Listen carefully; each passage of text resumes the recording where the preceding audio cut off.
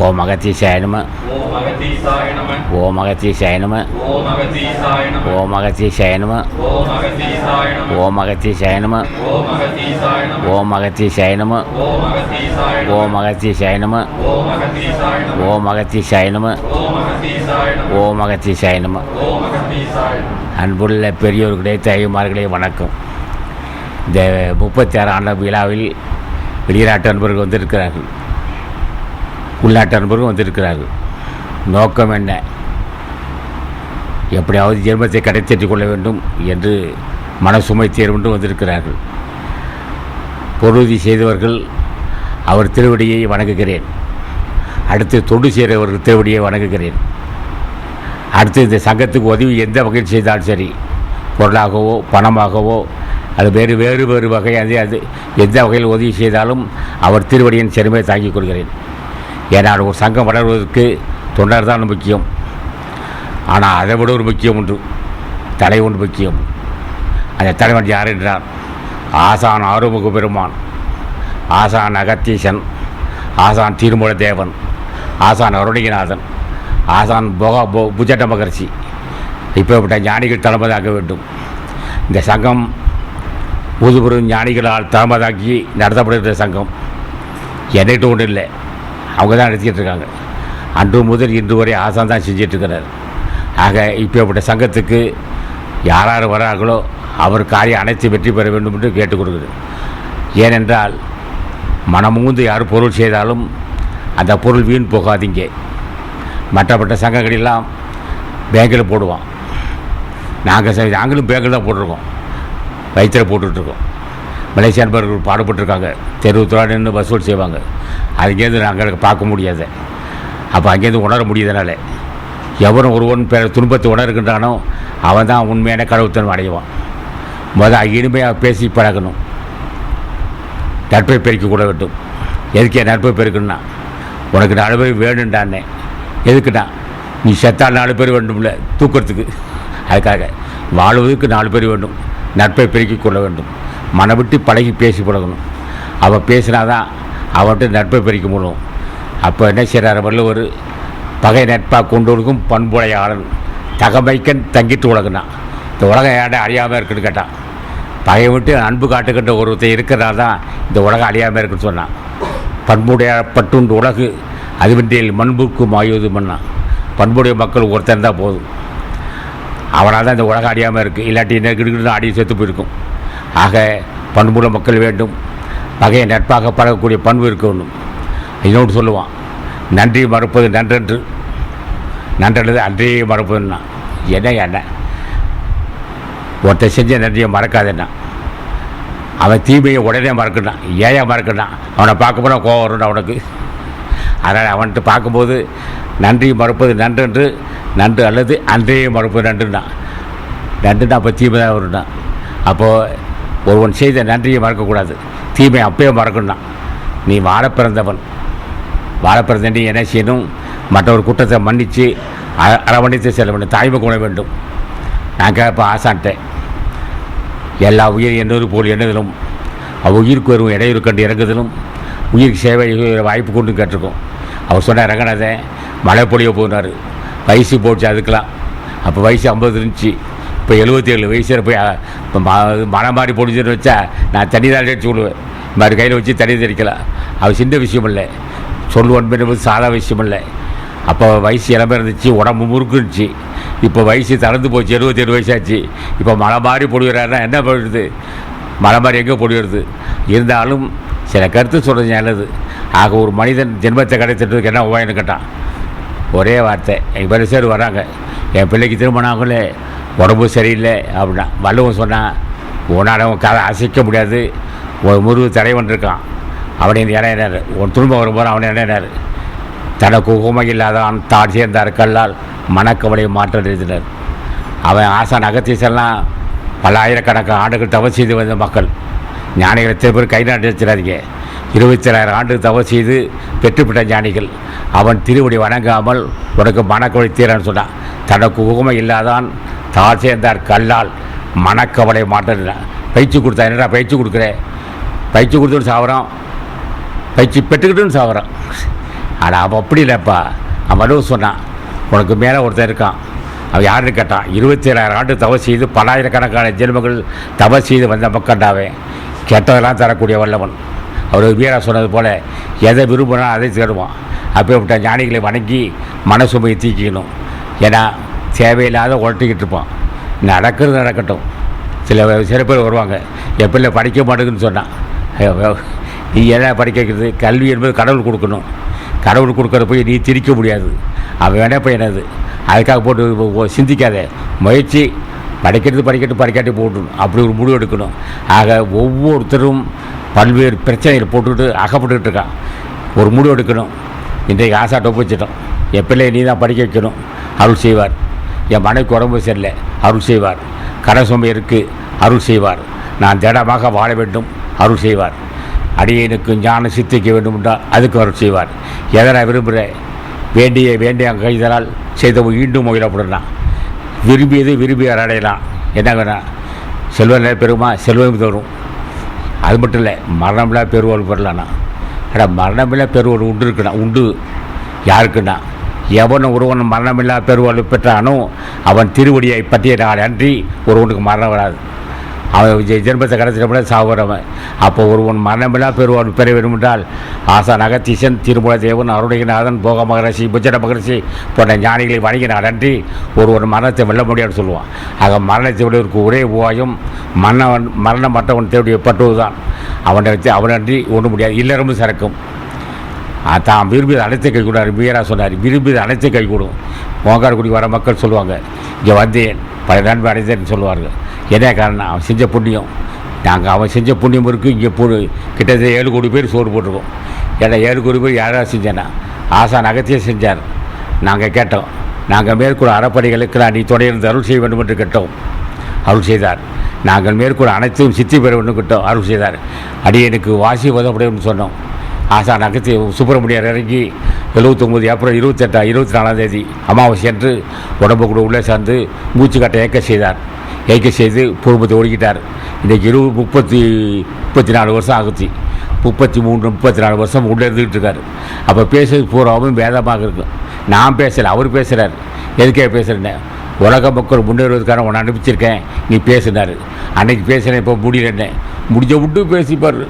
ரொம்ப பேசுகிறா உடம்பு கெட்டு போ அப்படின்னாரு. அதை முடிஞ்சு பேசிகிட்டு இருக்கோம். ஆக ஒரு மனிதன் கடத்தலுக்கு ஞானிகள் ஒரு முற்றுப்பெற்றவனோட நட்பு இருக்க வேண்டும். உண்மை பொருள் அறிந்தவனாக இருக்க வேண்டும். உண்மை பொருள் அறிந்தவுடைய நட்பு இருந்தால் அவன் தெளிவான பாதை கட்டுவான். என்ன விஷயம் என்னன்னா, எந்த பிரச்சனை இருந்தாலும் உன்னால் நடக்கிறது ஆசான் ஆசை முன் செய்த வினைப்பயன். என்ன நீ பாடுபட்டாலும் உன்னை அசைக்க முடியாது. நீ செய்த பாவம் விடாது. ஆனால் ஆசான்ட்ட போனீங்கன்னா அவர் சொல்லுவார், தானென்ற கொடும்பாவும் தீர்க்கும் ஆசான் தர்மத்தின் சொல்லிபடி கருணை வைப்பானார்.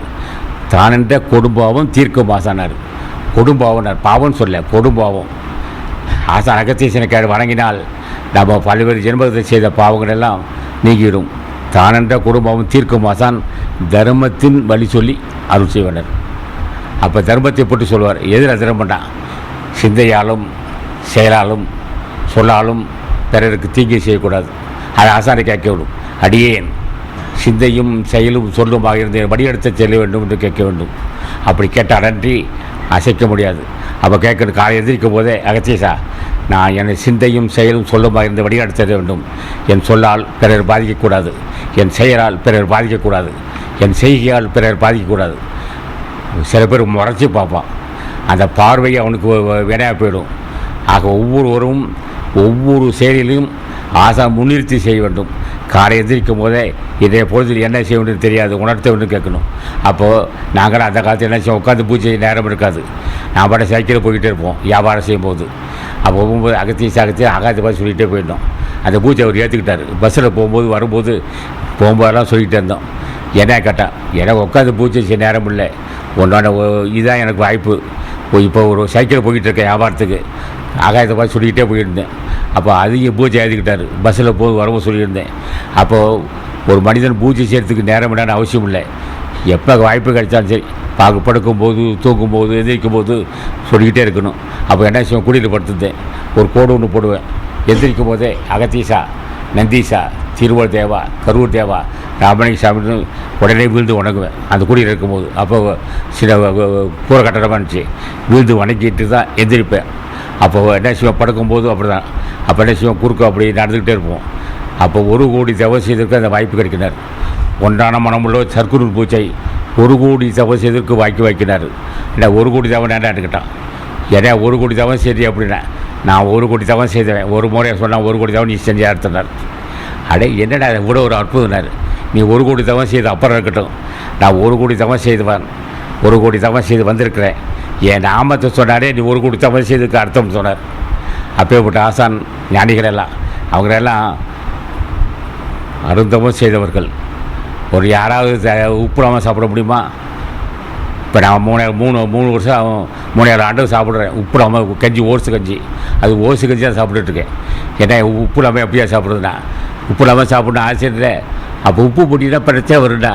ஆனால் உப்பு சாப்பிட்டுட்டோம். அப்போ அவ்வளோ கஷ்டப்பட்டு அல்லல் பட்டு வந்த துறை தான் இது. எல்லா ஞானிகளும் இப்படி துன்பம் தான் பட்டிருக்காங்க. நான் படும் பாடும் சிவனே உலக நவிலும் நஞ்சு தான் படுமோ, என்னதான் படுமோ, சொல்லதான் படுமோ அப்படின்னு சொல்கிறார் ராமலிங்க சாமி. நான் இவ்வளோ துன்பத்தை அனுபவிக்கிறேனே, எனக்கு எப்போ எழுதி சொல்லாலும் முடியல, எழுதாலும் முடியலன்றார். அவ்வளோ துன்பப்பட்டு வந்தவங்க ஞானிகளெல்லாம். அப்போ அத்தனை பேரும் கஷ்டப்பட்டு வந்திருக்காங்க. 1 கோடி தவம் செய்த அப்புறம் ஒரு முறை அகத்தீசா, நீங்களாம் பெரிய மகான்கள் மகானையா, என்னை ஒரு பார்வை பாரு தாயே என்று சொன்னால் 1 கோடி தவம் செய்து கோப்பாகும். ராமலிங்க சாமிகளே, ஜீவகாரணிய தலைவரே, நீங்களாம் பெரிய மகான்கள் ஐயா, ஒரு ஒரு திருவடி பூஜைக்கு வாய்ப்பு கொடுத்துனால் 1 கோடி தவம் செய்து கோப்பாகும். அப்போ என்னன்னு கேட்டால், நீ பெற்ற அந்த ஆன்மீகத்தை நான் பெற வேண்டும், நீ பெற்ற மரணமில்லா பெருவழியை நான் பெற வேண்டும், அதுக்கு நீ தான் அருள் செய்ய வேண்டும் கேட்டுக்கணும். ஒவ்வொருவரும் இப்படி கேட்க. யாராவது அந்த பிள்ளைக்கு திருமணம் ஆகலை, இந்த பிள்ளைக்கு திருமணம் ஆகலை, வாங்கி சில பேர் வருவான். பிள்ளை திருமணம் செஞ்சு பிள்ளைக்கு திருமணம் ஆகலன்னு வருவான். திருமணம் ஆசானாச்சு நடக்கும். அப்புறம் ஒரு குழந்தையிடன்னு வருவான். சரி வந்த உடனே ஆசானாச்சு குழந்தை பிறக்கும். பிள்ளைக்கு சாப்பிட திணிப்பான். என்ன செய்யும், குழந்தைகள் தான் சாப்பிடும். இப்போ என்ன செய்ய போல உடம்பை திரும்பிப்பான். எதுக்கு யார் திணிக்கிறேன்னா, குழந்தைகிட்ட டாக்டர் இருக்கான், அவனுக்கு பார்த்து பணம் கொடுக்கணும்ல, அதுக்காக திணிச்சிட்டு இருப்பான். அப்போ பிள்ளை பசிச்சா தான் உணவு கொடுக்கணும் இவனுக்கு தெரியாது. பிள்ளை உடனே ஒரே விஷயத்தில் 9 அடி உயரணும்னா, ஒரு விஷயத்தில் 9 அடி எப்போ வர போகிற பிள்ளைகள் திணிக்காத, பசிச்சா சாப்பிடும். பிள்ளையோட இயல்பு அறிஞ்சாமல் இப்போ பிள்ளைங்க சாப்பிட மாட்டேன்னு சொன்னான். பிள்ளைங்க நிறைய சாப்பிட்டு வயிற்று போக போதுன்னா ஒன்றும் கவலைப்படாது. பிள்ளைகிட்ட மருத்துவர் இருக்கிறாரு, அவனை போய் பணம் கொடுக்கணும். மறுபடியும் வைத்தியம் செய்வான், வாந்தி வைத்தியால் போக்குவோம், வைத்தியம் செஞ்சு அனுப்புவான். மறுபடியும் தான் செய்வான், பிள்ளை வளரன்னு சொல்லிட்டு மறுபடியும் உணவு கொடுப்பான், மறுபடியும் டாக்டர்கிட்ட போவான். இதெல்லாம் ஒரு மூடத்தனம். காரணம்னா இந்த பாச உணர்வு. பாசம் இருக்கலாம், ஆனால் தோசை இருக்கக்கூடாது. அந்த பிள்ளைகளை வளர்க்குற முறை அறிந்து வளர்க்கணும். இதெல்லாம் எப்போ வருண்டா, யாராவது ஒரு பெண்கள் என்ன செய்யணும், குழந்தை பெற்ற உடனே இந்த பிள்ளையை உணர்ந்து அதுக்கு என்ன செய்யணும் உணர்த்துன்னு கேட்கணும். அது மட்டும் இல்லை, சில பிள்ளைங்க படிக்கவே படிக்காது. என்ன காரணம் கேட்டால், உனக்கு அது பையன் மேலே குற்றம் இல்லை, மேலே தான் குற்றனே. ஏன்னா என் மேலே என்ன குற்றம்னா, நீடிய மலச்சிக்கல் இருக்க காரணத்தினாலே, நீடிய மலச்சிக்கல் ரத்த கட்டு போனால் அப்போ கருத்தரிக்கிற குழந்தை மக்கு ஒரே ஒன்றா அவங்க இப்போ 3 வருஷம் படிப்பான், 2ஆம் வருஷம் 6 வருஷம் படிப்பான், 3ஆம் வகுப்பு 9 வருஷம் படிப்பான். ஏன் அவ்வளோ நீட்டிட்டு போகிறானா? பாஜார் என்ன கேட்டார், நீங்கள் இருந்தார். என்ன காரணம், அந்த மலச்சிக்கல் இருந்து சரியான மழை பெய்ய மலச்சிக்கல் இருந்தால் உடனே மருத்துவர்கிட்ட போய் அதுக்கு என்ன உபாயின்னு கேட்கணும். அது எல்லாமே மலச்சிக்கல் இருந்துச்சுன்னா ரத்தம் கட்டு போனால் அந்த சமயத்தை கருது வச்சா அந்த பிள்ளை பக்குத்தனமாக இருக்கும். மாதா உதிரம் மலமைக்கில் மந்தனானார். மலம்னா சில பேர் இதுக்கு வழக்கு எழுதியிருக்கான், அது புரியாமல் எழுதிட்டான். ஆனால் மலம் உதிர்னா மாதா உதிரும் மலமைக்கில் மந்தனாம். நீடிய மலச்சிக்கல் இருந்து ரத்தம் கட்டு போயிட்டால் அந்த சமயத்தை கருத்தரிக்கிற குழந்தை மந்த புத்தி இருக்கும். 1ஆம் வகுப்பு 3 வருஷம் படிப்பான், 2ஆம் வருஷம் 6 வருஷம் படிப்பான். ஆக அவன் படித்து வெளியேறதுக்குள்ளே கலவடையாட்டுவான். என்ன காரணம், மலச்சிக்கல் இருக்கடா புரிஞ்சிக்க. நான் சொல்கிறார், திருமணம் சொல்கிறாரு, மலச்சிக்கல் இருந்தால் அதுக்கு என்ன உபாயம். சில மருத்துவர்கிட்ட கேட்டால் சொல்லுவான், சரி நாட்டு வைத்தியத்தில் ஆங்கில வைத்தியம் மருந்து இருக்குது, உடனே மாத்திரை கொடுத்து மலச்சிக்கலாமல் இருக்கணும். மாதா உதிரும் ஜலபையில் மூங்கினார். அப்போ மலச்சிக்கல் இருந்தால் ரத்த கெட்டு போகும். அப்போ கரு தேய்த்தால் பிள்ளை மந்த பூத்தினார். மாதா உதிரும் ஜலபையில் மூங்கினார். அப்போ நீர் பிரியாமல் உடம்பில் தங்கினால் எப்படி ஆகுண்டா, ஊமை குழந்தை பிறக்கட்டானா. நான் சொல்லலை, உலகமாக மேத தீர்மானத்தை சொல்கிறார். அப்போ மாதா உதிரும் மலமைக்கில் மந்தனாம், மாதா உதிரும் ஜலபையில் மூங்கிட ஊப பிள்ளை இருக்கும். மாதா உயரும் ரெண்டுக்கில் கண்டில்லை. மாதா உயரும் வந்த குழவிக்கினர், குழவினா குழந்தை. அப்போ உன்னுடைய ஓமை தான் குற்றம். நீ மந்த புத்தியாக இருக்கிறதுக்காரன நீ செஞ்ச குற்றம். இல்லை ஊமை பிள்ளையார் பிறந்திருக்குன்னா மலைச்சிக்கல் சரியான மழை பிரியாமலும் நீர் பிரியாமலும் தான் அந்த சமயத்துக்கு கரு தைச்சா அந்த பிள்ளை ஊமை இருக்கலாம். ஏழை பிள்ளை கூட பிறக்கட்டான். உடம்பு பூராமே விஷமாக போச்சு. நீரும் சரியாக புரியல, மழை புரியல. அப்போ கரு தைச்சா கூட்டு பிள்ளை பார்ப்பான். அப்போ அவன் மேலே யார் மேலே குறைறது? பிள்ளை மேலே குறை சொல்ல, ஓ மேலே குறைதான். ஆக இந்த அறிவு எப்போ வரும்னு கேட்டான். பெண்களாக இருந்தால் பெண்கள் என்ன செய்யணும்? ஆசான் அகத்தீசன் வணங்கி எனக்கு உணர்த்துன்னு கேட்டான்றி அவரை நினைச்சவே போதும். சரியானபடி வெளியே போகும், சரியான நீர் பிரியும், தூரமாகும். தீட்டு வெளியாகணும். தீட்டு வெளியாகாவிட்டால் அதுவே பிரச்சனை ஆகும். எல்லாம் கூட ஒரு ரகசிய நூல் இருக்குது. ஆனாலும் யாராவது மகன் நினைத்தாதான் உணர்த்துவார். அப்போ உணர்த்தக்கூடிய ஒன்று. அப்போ இது மாதிரி பல்வேறு பிரச்சனைகள் இருக்குது. மனிதன் சிறப்பான அறிவு உள்ளவனாக இருக்கான்றால் தாய் உயர்ந்த உடல் ஆரோக்கிய உள்ளவனாக இருக்கணும். தாய் ஆரோக்கியத்தை மையமாக கொண்டு தான் இந்த உடம்பு. ஆக தாயியுடைய இயல்பு அறிந்து தான் நம்ம நடந்துக்கணும். தாயுடைய குற்றம் மந்த புத்தி, தாயோட குற்றம் ஊமை பிள்ளை, தாயோட குற்றம் கூட்டு பிள்ளைனா. ஆக இதை திருமணத்தை சொல்கிறார். ஆகவே ஒரு பெண் என்ன செய்ய வேண்டும்? ராமலிங்க சாமியில் கூப்பிடணும். ராமலிங்க சாமியில் அழைச்சா என்னை பற்றி நான் தெரிஞ்சுக்கணும். உனக்கு என்னென்ன குறை இருக்குது உணர்த்துவார். ஆசு ராமலிங்க சாமி உணர்த்துவார், மாணிக்கவாச உணர்த்துவார். ஆக ஒருத்தன் ஆரோக்கியமாக இருக்கிறான் என்றால் அவன் மலச்சிக்கல் இல்லாமல் இருக்கிறான். ஆழ்ந்து சிந்திக்கிறான் என்றால் ஆசான் ஆசி பெற்றிருக்கிறான். ஆசி பெறாமல் உனக்கு அறிவு வராது. உடம்பை சொன்னார் ஒருத்தர், உடம்பால் அழியில் உயிரால் எளிவர்னர். திடப்படம் விஞ்ஞானம் சேர மாட்டார். உடம்பை வளர்க்கும் உபாயம் அறிந்தேன், உடம்பை வளர்த்தேன் உயிர் வளர்த்தினார். அது என்ன உபாயம்தான்? உடம்பும் வளரணும், உயிரினும் வளரணும். இதை ஞானிகள் தான் செய்வாங்க. யாருமே அவ்வளோ டேஸும் எடுத்துடாதீங்க. இந்த வார்த்தை பாடல் இப்போ கேட்கறதுக்கு இலக்காக இருக்கும். உடம்பால் அழியில் உயிரால் எளிவர். எல்லா மனுஷனும் எப்போ அழிஞ்சானா? ஒன்றும் உடம்புக்கு நோய் வந்துச்சுன்னா செத்துப்போம். அது வேறு ஏதாவது விபத்து தான் செத்துப்போம். ஆனால் ரெண்டுமே காப்பாற்றணும். உடம்பையும் காப்பாற்றணும், உயிரை காப்பாற்றணும். அப்போ ஒரு மர்மமான விஷயம். அது ஞானிகள் தான் தெரியும். உடம்பையும் வளர்க்கணும், உயிரை வளர்க்கணும். அப்போ அது உடம்பு என்பது சுக்கிரத்தின் மையமாக கொண்டது. அதே மாதிரி செலவு செஞ்சால் வீண் போவான். செலவு செய்யாமல் இருந்தாலும் பிரச்சனை வந்துடும். இவ்வளோலாம் பல பிரச்சனை இருக்குது. எந்த உடம்பு காமத்துக்கு காரணமாக இருக்கோ அதே தேகம் ஞானத்துக்கு காரணமாக இருக்குது. இந்த ரகசியம் எப்போ தெரியும்னா, ஒரு முதுபெரும் ஞானிகள் ஆசி இல்லாமல் இந்த வாய்ப்பு கிடைக்காது உனக்கு. எந்த உடம்பு காமத்துக்கு காரணமாக இருக்கோ, எந்த உடம்பு நரத்தறி மூப்பு காரணமாக இருக்கோ, எந்த உடம்பு நோய்க்கு காரணமாக இருக்கோ அதே உடம்பு ஞானத்துக்கு காரணமாக இருக்குது. யார் கேட்கணும்? கேட்க வேண்டும் ஆசா ஞான பண்டிதனை. முருகப்பெருமான் தான் உண்மை அறிந்தார். மனிதன் ஏன் பிறந்தான், ஏன் நரத்தறி வந்தது, ஏன் சாக வேண்டும், இது எப்படி தடுப்பது என்று அறிந்த ஒரே ஆசான் ஆறுமுக பெருமான். முருகா என்றால் அவனுடைய ஆற்றல் கிடைக்கலாம். இப்போ அவர் விழிக்கு துணை, அவன் மென்பலர் பாதங்கள், மெய்மை குன்றாம் மொழிக்கு துணை, முருகா வேணும் நாமங்கள்.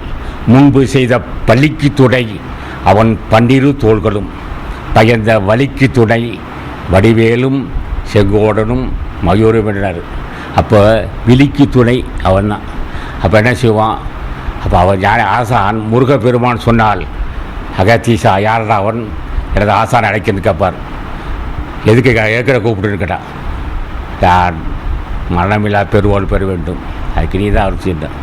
அப்போ ஒரு முருகா என்று சொல்வதற்கு 3 இதை சொன்னார். முருகா எனவோர் தரமும் அடியார் முடிமேல் இணைத்தார். அவர்கள் இணைத்தால்னா இடைகடையும் பெண்களையும் மாறுவார். அவரை மூச்சு காட்ட ஏற்க செய்வார். ஏற்க செய்து வாசி நடத்த தருவாண்டி ஒரு வாசியில் இங்கே வருவாண்டினார். அவன் நொடிப்பொழுது உள்ள நடைவான். எப்போ நடைவான்னா அர்ப்பணிக்க வேண்டும். இன்று முதல் என் உடல் பொருள் அவை அத்தனையும் உன் திருவடி சமர்ப்பிக்கிறேன், அடிமை ஏற்று அருள் செய்யும் என்று கேட்டால் அன்றி அவன் அருள் செய்ய மாட்டான். உனக்குன்னு கல்வி இல்லை, உனக்கு யாரும் இந்த கை நாட்டை சொல்லுவான். கை நாட்டை ஒரு கை நாட்டை கூப்பிட்டு கொங்குரம் முறை சொன்னார். என்ன அவனுக்கு படிப்பே தெரியாது, பெண்ணுக்கு ஆண்டுக்கும். அவியூத்து 17 பேர்த்துக்கு ஞானியாக்கினார் கொங்கர மகிழ்ச்சி. சித்திரை மறுபடியும் அவரை பேர்த்த ஞானியாக்கின யாரும் இல்லை.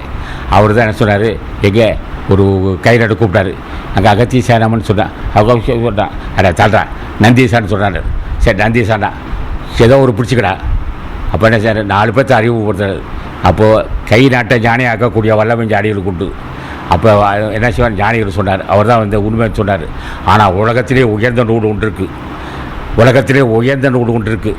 நான் பல்வேறு நூல் படிச்சிருக்கிறேன். திருமந்தம் படிச்சிருக்கேன், அருள்பா படிச்சிருக்கேன், எல்லாம் படிச்சிருக்கேன். ஆனால் ஜென்மத்தை கிடைத்த நூல் எதுன்னு கேட்டான், அது ஜீவகாருண்ய ஒழுக்கம் தான். இந்த உலகத்திலேயே சிறந்த நூல். எந்த ஞானிகளும் எழுதாத முடியும், எந்த ஞானிகளும் செய்யாத நூல் இருந்தால். அகத்தியர் எழுதி பார்த்தாரு, திருமணம் எழுதினார், எத்தனை பேர் எழுதி பார்த்தாங்க. அது போக பன்னீரார் எழுதியிருக்காரு, லட்சக்கணக்கான பாட்டு குமிச்சிருக்காங்க. ஆனால் ஜீவகாரியம் ஒழுக்கம் தான் ஒரு மனிதனை கடத்திட்டதுக்குரிய மார்க்கத்தை அப்படியே வகுத்து கொடுத்தாரு. இதாண்டா மார்க்கம் அப்படி சொல்லி வகுத்தது ஒரே நூல், ஒப்பற்ற நூல், உயர்ந்த நூல், உயர்ந்த நூல், மிக உயர்ந்த நூல் ஜீவகாருண்ய ஒழுக்கம். அது படிக்கிற மக்களுக்கு தெரியாது உண்மை என்னன்னு. எங்களுக்கு தெரியும் அது ஆற்றலுடைய தன்மை. இந்த உலகத்தையே ஈடுகட்ட முடியாது. அதில் அகத்தியர் எழுதியிருக்கார் 1,00,000 பாட்டு, வடமொழி எழுதியிருக்கார், தமிழ் மொழி எழுதியிருக்கார். நீ யாருன்னு கேட்டேன், ராமலிங்க சாமியை. நான் ஆசான் அகத்திய ஆசைப்பட்டவன் தான். எனக்கு அவர் உணர்த்தினார், நூல் எழுதினார். ஜீவகாருண்யத்தை ஜீவகாருண்யத்து நூல், ஜீவகாருண்யம் என்ற நூலை எழுதுவதற்கு நவகோடி சித்தர் உறுதுணையாஇருந்தாங்க. அந்த ஜீவகாருண்ய ஒழுக்கம் என்ற நூல் மனித வர்க்கத்துக்கு ஒரு வரப்பிரசாதமாகும். அவள் எந்த நாட்டுக்காரன் படித்தா சரி, அது வரப்பிரசாதம். அது இப்போ ஒரு பாட்டில் வந்திருக்கு, நம்ம இதில் வந்திருக்கு, சீர்காழி கோவிந்தராஜன் பாடியிருக்கார். கந்தர் அலங்காரம், திருமந்திரம், தெய்வமணி மாலை, கோளறு பதிகம், இதெல்லாம் இருக்குது. இதெல்லாம் ஞானிகள் அவர் சொன்ன விஷயம் இல்லை. திருஞான சம்பந்தரே பாடியிருக்கார் கோளறு பதிகம், திருஞான சம்பந்தரே பாடியிருக்கார். மற்ற பாடல்கள் எல்லாம் இடர்களுக்கு பதிகம் அவர் தான் பாடியிருக்கார். ஆக தெய்வமணி மாலை படும்போது ராமலிங்க சாமியோட போந்தார். ஒவ்வொரு திருமந்தம் பாடியிருக்கார் சீர்காழி கோவிந்தராஜன். அவர் மனிதன் அல்ல. சீர்காழி கோவிந்தராஜன் அவர்கள் தெய்வீகமாக பிறவியவர். அவருக்கு ஆசன் அருள் செய்ததால் பாடியிருக்கிறார். அந்த பாடல், அந்த வீடியோ கேசட் கிடைத்தால் உங்களுக்கு வரப்பிரசாதமாகும். இந்த கூட்டத்தில் ஆணையர் கூட்டத்துக்கு திருவடி கேட்டுக்கிறேன், திருவடியை படித்து கேட்டுக்கிறேன். அந்த மாதிரி பாடலை கேட்கக்கூடிய வாய்ப்பு கிடைத்தால் அது பெரிய வருங்காலத்தை வரப்போகுது. சீர்காழி கோவிந்தராஜன் அவர்கள் திருமந்திரம், தெய்வமணி மாலை, குடறு பதிகம், இடர்கள் பதிகம் மாதிரி பாடலாம் பாடியிருக்கார். திருமந்திரம் பாடியிருக்கார். அந்த பாடல் வருங்காலத்தில் இப்போ சொல்கிறேன், அகில உலகத்திலும், ஐரோப்பாவிலும், ஆசியாவிலும் எல்லா நாட்டு மக்களும் காலையில் எழுதுங்கன்னா கேட்க தான் போகிறாங்க. இப்போ சொல்கிறது சத்திய வாக்கு. ஐரோப்பாவுடைய பிரிட்டன், அமெரிக்கா, பிரெஞ்சு வல்லரசு, ஆசியாவில் சீனா, ரஷ்யா, ஆக எல்லா நாட்டு மக்களும் காலை எந்திரிச்ச உடனே அந்த பாடலை கேட்டு வெளியே போகிற மாதிரி சூழ்நிலை வரப்போகுது. வரதான் போகுது, பந்தை விட்டதுன்ட்டான். நான் சட்டக்கூட்டத்தில் பேசுகிறேன், ஆசான் ஜாடு பண்ணி வருகிறான்னு சொன்னேன். வந்துட்டுருக்காரு. இப்போ நடக்கிற பிரச்சனைக்கெல்லாம் மனித சக்தியால் அசைக்க முடியாது. எங்கே பார்த்தாலும் அராஜகம் நடக்கும். இதை முதுபெரும் தலைவன் முருகப்பெருமானே வந்து இந்த உலகங்கள் சார்பாக இருந்து உலக மக்கள் நன்மை கட்ட போகிறார் என்பது சொல்லி, ஆக இந்த சங்கத்தில் எல்லா மக்களும் பல ஜென்மங்களிலிருந்து பாடுபட்டு வந்துருக்குங்க. ஆகவே வித்தியாசம் இல்லை. எல்லாத்தையும் என்னுடைய சகோதரன் நினைக்கிறத தவிர வித்தியாசமாக்க மாட்டேன். ஆசை 1,00,000 பேர் இந்த காலத்தில் ஞானிகள் வருவாங்க. அது தெரிய புதிய நண்பர்கள் முதலிடம் நாங்கள் சொல்லுவோம்.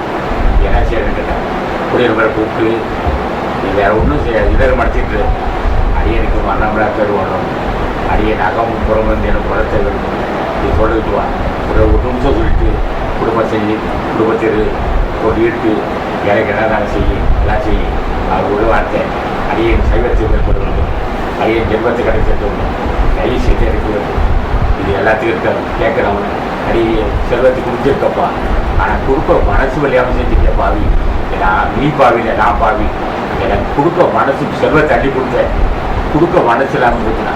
மன்னனைக்கே சொல்லிட்டான், நீ சொல்லாமல் ஈத்து அரவணைக்கு வரலாற்று தன் சொல்லாது காட்டு விட்டாங்க. இனிமையாக பேசி எவன் ஒரு பொருள் தரனோ அவனுடைய ஆணைக்கு உட்பட்டதாக பழகும் சொல்லுவார். நீ சொல்லாம் ஈத்தளிக்கும் வரலாற்று தன் சொல்லா தண்டனைத்து உலகெல்லாம் வள்ளுவன் சொல்லுவான். மனமகிழ்ந்து இனிமையாக பேசி கொடுக்கணும் பொருளை. அப்படி செஞ்சு அவனை ஆடெல்லாம் உனக்கு குறைக்கிறது தான் இந்த இடத்துல சொல்லுவான். செவி கைப்ப சொற்பொருக்கும் பண்புடைய வேந்தன் கவிக்கு தக்கூடம் தான். ஒரு அரசனை பார்த்து ராத்திரி அப்படியே மாதேசம் சுற்றுவான். இன்னும் பொம்பளை போய் பழைய மக்கள் பேசுவாங்க, பத்தாங்க இல்லையா, பொம்பளை சொல்லுவான், பொம்பளை போய் பழைய மாறுவேஷம் செஞ்சுட்டு இருப்பான். இவன் தண்ணி போட்டுக்கிட்டு பொம்பளை சுற்றிட்டு இருப்பான். இவன் காதில் கேட்டுக்கிட்டே இருப்பான். இவன் பொறுக்குவான், அவன் சொல்லுவான், திட்டுவான். காதில் கேட்டுக்கிட்டு இருந்தான். பக்கத்தில் மேய்க்கா போடான், கோவம் நிறுத்துறா, பேசுகிற ஊராடான். அப்போ என்ன செஞ்சான், அவன் சொன்னான், பொதுமக்கள் பேசுகிற கருத்தை கேட்டுக்கிட்டு தான் என்ன நம்மளை பொறுத்து குறை சொல்கிறான். செவி கைப்ப காது கேட்க முடியாத அளவுக்கு பொதுமக்கள் பேசியிருந்தானா. செவி கைப்ப சொற்பொருக்கும் பண்புடைய வேந்தன் அவன் கொடைக்கு தங்கினான். அவனுடைய ஆட்சிக்கு தான் அந்த உலக மக்கள் இருப்பானான். அவன் என்ன செய்வான், ஒரு சொல்லுவான், நாதோறு நாடி முரசியா மன்னவன் நாதோறு நாடு கெடுனான். மக்கள் நினைச்சான் துப்புரையிலாக்க விடணும். மக்கள் என்ன பேசிக்கிறாங்க, அரசாங்கத்தை பொறுத்து என்ன பேசுகிறாங்க, அப்படி விஷயம் சேகரிக்கணும். அதுக்கேற்ற மாதிரி அம்மா நாட்டை வழிநடத்த சொல்லுவான். நாதோறு நாடி முரசியா மன்னவன் நாதோறு நாடு கெடுன்ட்டான். அப்போ அந்த அளவுக்கு மக்கள் மத்தியில் என்ன பேசிக்கிறாங்க, என்ன பிரச்சனை இருக்குது என்பது அரசாங்கம் துப்பறியலாக விட்டு கவனித்து பிரச்சனை தீர்க்கணும். அது அந்த காலத்து மன்னனுக்கு சொன்னது, இந்த காலத்து மக்கள் சொல்லலை. முடியாட்சி காலத்தை சொன்னான். நாதோறு நாடி முரசியா மன்னவன் நாதோறு நாடு கெடுன்ட்டான். அது சாபம் விட்டுட்டான். ஆக இது முடியாட்சி காலத்தை சொன்னது. இப்போ நம்ம இது பேச வேண்டிய அவசியம் இல்லை. ஆக ஒரு மனிதன், ஒரு அரசாங்கம், அது முடியாட்சி காலத்து இந்த நாட்டு மக்களுக்கு சொல்லவில்லை, இப்போ அரசாங்கத்துக்கு சொல்லலை, முடியாட்சியே சொன்னார் அவர். செவிகைப்ப சொற்பொருக்கும் பண்புடைய வேந்தன் கவிகைக்கு தங்கும் கொடுக்குறான். அப்போ ஒவ்வொரு இழந்து பேசினாலும் எவன் ஒருவன் பொறுத்து கொடுக்குறானோ, பெரிய பதவி இருக்கலாம், பதவி இருந்தால் திட்டுவான், எல்லாம் பெரிய படிச்சுறான், திட்டு பயம்பான். அதை அப்படியே வாங்கி ஜீர்ணிக்கணும். அவன்கிட்ட காரணம் இருக்கா, ஏன் திட்டுறான், என்ன காரணம், திட்டுவதுக்கு என்ன அடிப்படை என்று கூப்பிட்டு, உனக்கு என்ன குறை, இந்த அரசாங்கத்தை உனக்கு என்ன குறைந்தா சொல்லுன்னு கேட்கணும். அதை விட்டு உடனே தண்டித்தோம்னா அதோடைய விளைவு எடுக்குன்னா, வெறுவந்தை செய்தவளுக்கும் மேங்கோடாளாகின் ஒரு வந்தம் உள்ளே கெடுன்ட்டான். விரைவாக அவனுடைய ஆயிலை குனிஞ்சு போனான். அப்போ இறைகடியன் என்று உரைக்கு என்ன சொல் வேந்தன் ஒரு கடைக்கு உள்ளே கெடுன்ட்டான். அப்பா மன்னனா கொடிய பாவி, அவன் எதுக்கு தான் தண்டிப்பான் அப்படி சொன்னான். ஏடா விடா விரைவாக உன் அழிவு வந்துடுன்னு சொல்கிறான். வெறுவந்த செய்தவளுக்கும் வெங்கோடலாயின் ஒரு வந்தம் உள்ளே கெடுந்தான். அப்படி அந்த இறைகடியன் என்றுரைக்கியம் சொல் இன்னா சொல் வேந்தன் உரைகடி உள்ளே கெடுனான். ஆயிலே முடிஞ்சு போட்டான். அப்போது மக்கள் மன்னனை தாயாக, தந்தையாக, குருவாக நினைக்கணும் அரசனை. அது மாதிரி பெரும் பதவி உள்ளவர்கள் என்ன செய்யணும், அதாவது கீழே இருக்க அதிகாரிகள் இடையே பேசினால், இடையே பேசிக்கு என்ன காரணம், என்ன பிரச்சனை, எட்ட குறைந்த சொல்லு நான் திருத்திக்கிறது கேட்கணும். இப்போ அதிகாரிகள்லாம் பெரிய ஒரு உயர்ந்த பதவியில் இருப்பவர்கள், சாதாரண கீழே இருக்க கிளர்க்குகள், ஊழியர்கள்லாம் எதாவது பேசினா செய்தி வரும் வந்தால், என்னப்பா என்கிட்ட என்ன குறை கட்டுருக்க சொல்லு, நான் திருத்திக்கிறேன். அவனுக்கு அப்படி கிடையாது மாத்திரம் உடனே தண்டிச்சா நான் ஒன்றா உனக்கு பதவி கொடுத்தா பாரு ஆசான், நீ செஞ்ச புண்ணியத்துக்கு பதவி கொடுத்துருக்கான். அந்த பதவியை பயன்படுத்தி மற்றவரை இடையூறு செய்தால் உனக்கு நிச்சயம் நரகம் உண்டுன்னு சொல்லுவான். அப்போ என்ன செய்வான்னா, எந்த பதவி இப்போ ஓங்காரக்குடியில் தான் வருங்காலத்துக்கு ஒரு உயர்ந்த இடத்துக்கு வரும்போது, அப்போ வந்தாலும் சாதாரண மக்கள் குறை சொன்னால் அதை பொறுத்து கொள்ளணுமே தவிர தண்டிக்கக்கூடாது. எவன் ஒருவன் கண்டிக்க தெரிஞ்சவன் நிச்சயம் கருணை காட்டுவான், கண்டிக்க தெரிஞ்சவன் கருணை காட்டுவான். ஆனால் பிற மேல் குற்றத்தை பார்த்துக்கிட்டே இருக்கக்கூடாது. அதான் சொன்னார், நன்றியை மறப்பது நன்றென்று நன்றியை மறப்பதுனா. ஏன் நன்றுனா, அப்போது பிரச்சனை இல்லாமல் வாழணும்னு சொல்கிறதுனா ஒவ்வொருத்தரையும் விட்டு கொடுத்து அனுசரித்து போய்கிட்டு இருக்கணும். இதுதான் இந்த சங்கத்து கொள்கை. இந்த சங்க கொள்கை இந்த வளர்த்துக்கு 36 ஆண்டாச்சு. சில சங்கம்லாம் வளர்ந்துக்கிட்டே இருக்கும், வீழ்ச்சி அடிச்சு போகும். இந்த சங்கம் வளரும் வளரும் வளரும் வளர்ந்து கொண்டே இருப்பதுக்கு என்ன காரணம், அந்த விட்டு கொடுத்தல், அனுசரித்து போதல், ஜாதி தேசியம் பார்க்காதிருத்தல், உழைப்புக்கு மதிப்பு தருதல், இது போன்ற கோரிக்கை நம்ம வச்சுருக்கோம். அதனால தான் இந்த சங்கம் இந்த அளவுக்கு வளர்ந்துருக்கு.